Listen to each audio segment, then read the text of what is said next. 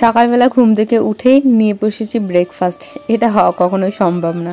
তো যাই হোক, সকালবেলা উঠে কাজবাজ সেরে তারপরে ব্রেকফাস্টটা নিয়ে এসে বসলাম। বেসিক্যালি বানিয়েছিলাম ওটস, দই, একটা আম ছিল আর দুটো খেজুর দিয়ে একটা স্মুদি টাইপের, যেটা আমি প্রত্যেকদিন একদম শর্টকাটে বানিয়ে ফেলি, সেরকমই বানিয়েছিলাম। তো চলো ব্লগটা শুরু করা যাক। Hello everyone, welcome back to my new another blog. নতুন একটা ব্লগে তোমাদের সবাইকে অনেক অনেক স্বাগত, অনেক অনেক ভালোবাসি নিয়ে আজকে ব্লগটা স্টার্ট করলাম। সকাল সকাল খিদে পেয়ে গেছিলো, রান্নাটা সেরে এসেই জুডোকে খাইয়ে আমি ওই স্মুদিটা নিয়ে বসেছিলাম আর তারপরেই কাজবাজে লেগে পড়লাম। কেন বলো তো, সকাল সকাল খেয়ে নিয়েছি, কালকে রাতে না খাওয়া দাওয়া করিনি, তার জন্য সকালবেলা ঘুম থেকে উঠে খিদে পেয়ে গেছিলো। তো কাজবাজ না সেরে তো আর খাওয়া দাওয়া করতে পারছিলাম না, তাই কাজটুকু সেরে খাওয়া দাওয়া করে নিলাম। এবার বাদ বাকি ঘরের কাজ যা যা কাজ আছে আস্তে আস্তে করা যাবে। তো বিছানাটাকে প্রথমে গুছিয়ে নিলাম, ওই বালিশ তারপরে যা হালকা পাতলা চাদর টাদর আছে ওগুলো সব ওপরেই রেখে দিই, আর এই বালিশগুলোকে সুন্দর করে গুছিয়ে দিলাম। আর তারপরে এই যে কুশনগুলোকে দিয়ে দিচ্ছি। যা গরম পড়েছে, কবে যে আবার বৃষ্টির দেখা পড়বে।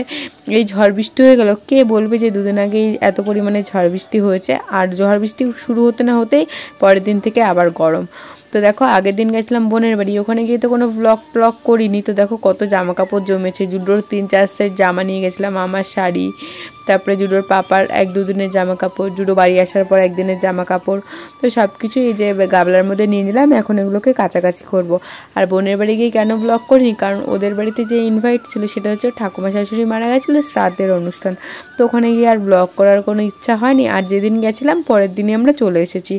আর তার মধ্যে আমার আবার লেগেছিলো ঠান্ডা, শরীরটাও খুব একটা ভালো ছিল না, তার জন্য আর ব্লগটা কন্টিনিউ করিনি, আর পরের দিনও আর কোনো ব্লগ করিনি। আর এদিকে দেখো জামা কাপড় কেচে নিয়ে চলে এসেছি, প্রচুর জামা কাপড় হয়েছে। আর জুডোর পাপা নেই, দড়িটা একদম এই পাশের ঘরের চাল থেকে ওই পাশে আমাদের নারকেল গাছ অবধি বেঁধে দিয়েছে। মিডিলে আগে একটা নারকেল গাছ ছিল, আগে ওটাতেই বাঁধা হতো। এবার যেহেতু ওই নারকেল গাছটা কাটা হয়ে গেছে, তার জন্য এখন তো জামা কাপড় মেলার অসুবিধা হচ্ছিলো, তাই জুডোর পাপা একটু নিচু করে হলেও বেঁধে দিয়েছে। আর কিছু জামা কাপড় এই দেখো এই সাইডটা দিয়ে দিচ্ছি। মিডিলে আবার এই থোকা টগরের গাছটা রয়েছে, তাই এখানে কিছু জামা কাপড় দেওয়া যাচ্ছে না, কারণ দড়িটা ঠিক গাছের মাঝখান থেকেই গেছে। আর তারপরে ওই পাশটা থেকে আবার খালি আছে, ওই দিকটা আবার দিয়ে দিচ্ছি। আর এই বৃষ্টির জল পড়াতে দেখো সব বাড়িতে জঙ্গল উঠে গেছে, পুরো পরিষ্কারই ছিল, আবার ছোট ছোট অনেক গাছ হয়ে গেছে। এগুলোকে আবার ভাবছি লোক দিয়ে একটু পরিষ্কার করাতে হবে, দেখা যাক কবে করানো যায়। আর এই যে শাড়িটা দেখতে পাচ্ছেন, এই শাড়িটা আমার এখন অলমোস্ট ফেভারিট শাড়ি হয়ে গেছে। এই 2-3 বার পরলাম, সত্যি এত আরাম গরমে পরতে। এই শাড়িটার নাম অনেকে জিজ্ঞাসা করেছে, এটার নাম হচ্ছে লিওন বাটিক। এক এক জায়গায় এক এক রকমের প্রাইস নেয়। আমি আমাদের এখানে যে পাইকারি মার্কেট আছে ওখান থেকে নিয়েছিলাম, 450 টাকা নিয়েছিল। তখন কিন্তু একদম নতুন নতুন এই শাড়িটা বেরিয়েছিল, ওই যে নীলের উপোস হয় না, যখন ওই নতুন শাড়ি লাগে পরার জন্য, তো ওই টাইমটাই কিনেছিলাম। তো যাই হোক, দেখো জুতো সেলাই থেকে চণ্ডীপাঠ সবটাই একা হাতেই সামলাতে হয়।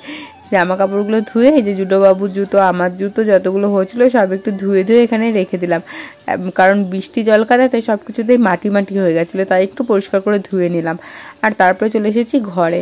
তো যা হোক, তোমাদের বলছিলাম যেটা বোনের বাড়িতে গিয়ে কেন ব্লগ করিনি, ওই যে বললাম ওই দিনকার শ্রাদ্ধের অনুষ্ঠান ছিল বলে তো ব্লগ করিনি। আর ওই দিনকারাই রাতে ঝড় বৃষ্টি নেমেছিল, পরের দিন জুডোর পাপারও যাওয়ার কথা ছিল, কিন্তু জুডোর পাপা যেতে পারিনি, যেহেতু ঝড়ের পরের দিন সারাদিন ঝোড়ো হাওয়াও দিচ্ছিল আর গোটাটা দিন বৃষ্টি হচ্ছিল।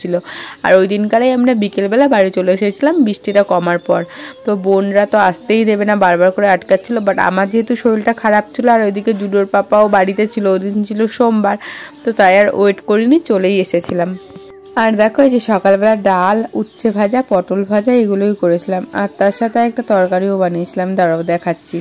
এই দেখো চিংড়ি মাছ, কুমড়ো, আলু টালু দিয়ে একটা নিরামিষ না সরি 5 মিশালি তরকারি, মানে চিংড়ি মাছটা না দিলে নিরামিষই হতো, যেহেতু চিংড়ি মাছ ছিল তাই আর নিরামিষ না।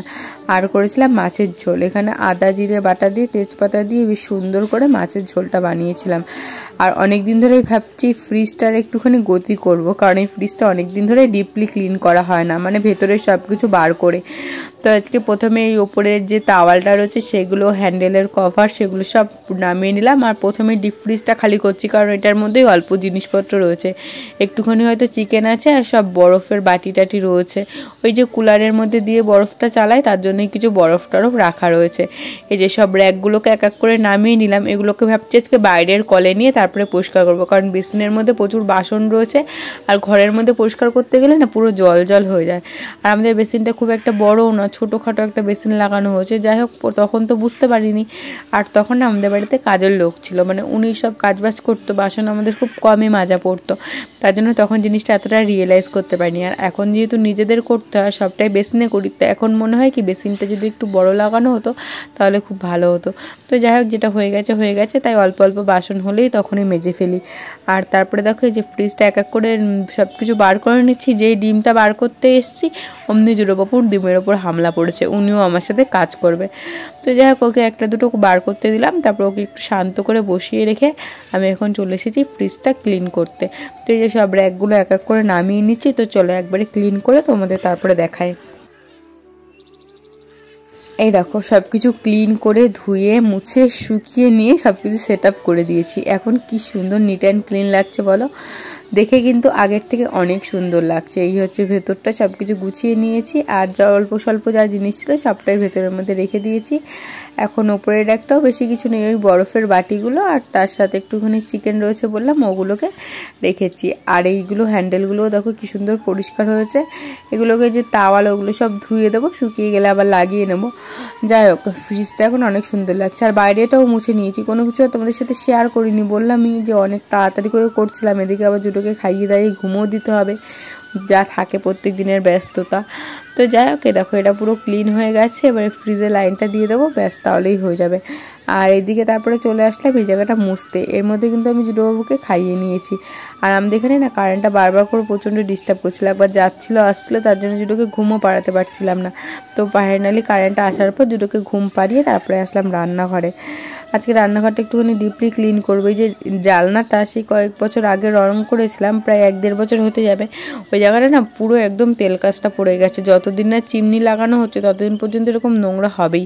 তাই এখন মোটামুটি ওপর থেকে হালকা পরিষ্কার করলেও খুব ভালোভাবে পরিষ্কার করি না, প্রচণ্ড কষ্টও হয়ে যায়, কিন্তু কয়েকদিন পর আবার জেকে সেই হয়ে যায়। তাই ভাবছি চিমনিটা লাগানোর আগেই সব কিছু খুব ভালোভাবে পরিষ্কার করবো। এখন মোটামুটি উপরে যে আলগা নোংরাটা আছে সেটাকে ফেলে দেবো, নাহলে না যতবারই করবো সেমই আমার খাটনি হবে, বাট 2 দিন পরে আবার সেম টু সেম। এই বছরই চিমনিটা লাগানোর ইচ্ছা আছে, দেখা যাক যদি লাগাতে পারি তাহলে তো ভালোই হবে। দেখো তোমাদের সাথে কথা বলতে বলতে আমার রান্নাঘরটাও ঝাড় দেওয়া হয়ে গেল। এবার ঘরটা মুছে নিলেই হয়ে যাবে। আর যা বাসন ছিল সেগুলো সব আগেই পরিষ্কার করে নিয়েছি। ওই রান্নাঘরটা মোছার আগেই, মানে ওপরের জায়গাটা মোছার আগে বাসনগুলো মেজে নিয়ে তারপরে ওপরের জায়গাটা মুছেছিলাম। তো চলো, এই যে রান্নাঘরটা মোছা হয়ে গেলে তারপরে আমি যাবো স্নান করতে।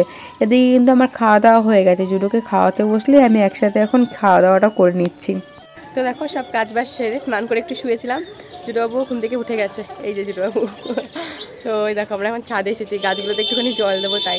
আর অনেকদিন এই যে জুডো অনেকদিন পর সামনাসামনি কথা বলছি ক্যামেরা, অনেকদিন ধরে এরকমভাবে ব্লগিং করা হয় না।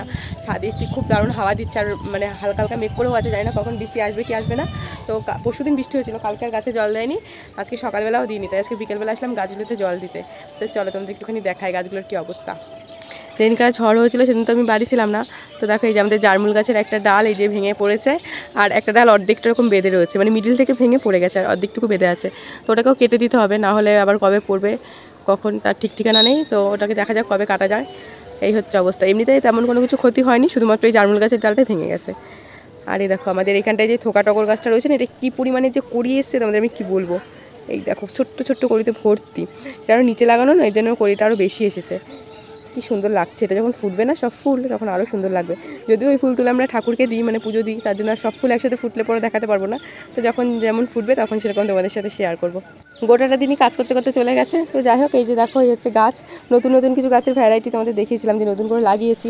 তার মধ্যে হচ্ছে এটা একটা ইনডোর প্ল্যান্ট, এটাকে আপাতত এখানে রেখেছি, একটুখানি মানে শিকড় টিকড় গজিয়ে গেলে এটাকে আবার ভাবছি ঘরের ভেতরে নিয়ে রাখবো।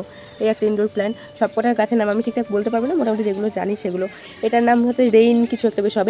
ফুলটা বর্ষার সময় ফোটে, আর একটু মানে আর কদিন পরে এটাতে সুন্দর পিঙ্ক পিঙ্ক কালারের ফুল ফুটবে। এটার থোকটাটা আমাদের বাড়ির সামনে একটা আছে, তো এখানে আরও কিছুটা এনে লাগিয়েছি। এটা একটা কমলা লেবু, আর না হলে হচ্ছে ওই মৌসুমি লেবু যেটা হয়, তো সেই লেবুর চারা লাগিয়েছি। জানি না এটা কবে হবে, আদৌ হবে কিনা। তো এই চারাটা বেরিয়েছিল, আমি ফলের খোসা ফেলেছিলাম সেখান থেকে, তো সেটা নিয়ে একটা টবে লাগিয়ে দিয়েছি। আর ড্রাগন গাছগুলোকে তো এখানটাই পার্মানেন্টলি ফিক্স করে দিয়েছি। আর তার সাথে অনেকগুলো ইনডোর প্ল্যান্ট রয়েছে, যেমন এই যে অ্যালোভেরা রয়েছে একটা ইনডোর প্ল্যান্ট, একটা ইনডোর প্ল্যান্ট, এটাও স্নেক্স লতা এরকম কিছু একটা বেশ হবে ইনডোর প্ল্যান্ট, এটাও একটা ইনডোর প্ল্যান্ট। এটা রয়েছে নীলকণ্ঠ ফুল গাছ, মানে অপরাজিতা। এখানটায় রয়েছে সন্ধ্যা তারা, সরি সন্ধ্যাতারা না, নয়নতারা, 3টে রয়েছে পরপর, পিঙ্ক কালারের হয়, এটা খুব সুন্দর ফুল ফোটে, তো 3টে লাগিয়েছিলাম। আর এখানে ড্রাগন গাছ আর একটা এই পাশে ট্রান্সফার করেছি, এই দুটো পার্মানেন্টলি মানে হয়ে থাকলো। আর আমার 3টে এখনো ড্রাগনের বড় টপ কিনতে হবে, যেমন এটা বড় হচ্ছে, এটাকেও একটা বড় টপের মধ্যে দিতে হবে, এই একটা রয়েছে, আর এই দেখো এইদিকে আরও দুটো রয়েছে, এই দুটোকেও একটা বড় টপে দিতে হবে, তাহলে গাছগুলো না খুব মানে ভালো হেলদি হবে। এই গাছ দুটো তো হেলদিই হচ্ছে না, মানে যেমন লাগিয়েছিলাম সেরকমই রয়ে গেছে, তো এটাকে বড় একটা দুটো টপের মধ্যে আলাদাভাবে ট্রান্সফার করবো। আর এদিকে আরও কিছু গাছ লাগিয়েছি, এখানে দেখো লঙ্কার চারা লাগিয়েছি, এগুলো আমাদের বাড়িতে ওই লঙ্কার যে বীজ পড়ে না, সেই বীজ পড়েই চারা উঠেছিল, তো সেই 4টে চারা এনে এখানে একটা বস্তার মধ্যে লাগিয়েছি। এটার মধ্যে অনেকগুলো বীজ লাগিয়েছি, যেগুলো আমি তোমাদের চারা উঠলে পরে দেখাতে পারবো। এখানে একটা কাঞ্চন ফুল গাছ রয়েছে, ওই সাদা সাদা ফুল হয় কাঞ্চন ফুল, দেখতে পাচ্ছি পাতাগুলো মুড়িয়ে গেছে। আর এখানটায় এটাও একটা কী গাছ আমি ঠিক জানি না, এটার ফুলটা খুব সুন্দর হয়, লাল লাল লম্বা লম্বা টাইপের ফুল হয়, যখন ফুল ফুটবে তখন আমি তোমাদের দেখাতে পারবো। তো এই হচ্ছে গাছপালার অবস্থা। ও আর মেইন যে গাছটা সেটা তো দেখানোই হয়নি, যার জন্য এই যে দেখো বড় গামলাটা কেনা হয়েছে লোটাস পদ্মের জন্য। জানি না এবছর ফুল পাবো কি না, বাট যত্ন তো করছি এনাকে। বলছে কি মা মা পদ্ম ফুল কবে দেবে? ওই যে কী বলছে বাবা, কবে হবে সেটা তো আমিও বুঝতে পারছি না, যদি গপু চায় তাহলে ঠিকই হয়েই যাবে, তাই না? গপুকে বলো তো একটু আমাদের কাছে পদ্ম ফুল দিতে, ঠিক আছে? তো এটাকে ভাবছি কি অনেক দিন ধরে মাটিটা রয়েছে, তো একটু মাটিটা পাল্টে দেবো, মানে এই যে পুরনো যে পেরিটা রয়েছে ওটা চেঞ্জ করে নতুন করে বেশ একটু সার ট্যাক দিয়ে মাটি বানিয়ে আবার নতুন করে এই শুধু এই বড়ো টবটার মধ্যে লাগাবো, জানি না কবে করবো, যাই হোক ইচ্ছা আছে। খুব একটা বেশি গাছে জল দেওয়া নেই, ওই অল্প অল্পই কিছু গাছের মাটিগুলো শুকিয়ে গেছে সেগুলোতেই জল দিচ্ছি। মাটি না শুকালে গাছে খুব একটা জল দেওয়ার প্রয়োজন পড়ে না। বোনের বাড়িতে গিয়েছিলাম যে আগের দিন, সেখানে যাওয়ার সময় একটা দারুণ নার্সারি চোখে পড়েছে, একটা বলবো না 3-4টে নার্সারি আছে ওখানে। তো একদিন ভাবছি জুডোর পাপাকে নিয়ে ওখানে হানা দেবো, গিয়ে কিছু গাছ নিয়ে আসবো আমার পছন্দ মতন। তারপরে দেখো সন্ধ্যাবেলায় যে একটুখানি কফি আর বিস্কিট নিয়ে বসেছি। আজকে সন্ধ্যার টিফিন বলো আর রাতের ডিনার বলো এটাই, কিন্তু পরে আর আলাদা করে কিছু খাইনি, যেহেতু 7টার মধ্যে সব কিছু কমপ্লিট করে ফেলি। 8 দেখেই কফি করে নিয়ে আস্তে আস্তে 7টা বেজে গেছে। তারপরে চা কফি যেগুলো খাওয়ার থাকে খেয়ে দিয়ে এই দিকে পড়েছিলাম জুডোকে পড়াতে। জুডোকে পড়ানো অলরেডি হয়ে গেছে, পড়ানোর টাইমে আর ফোনটা অন করি না। পড়ানোর পরে প্রত্যেক দিন ওকে একটা করে ড্রয়িং করে দিতে হয়, ওর সেটাকে কালার করে, আজকেও সেটাই চলছিল। তো চলো আজকের ব্লগটা এখানেই শেষ করছি।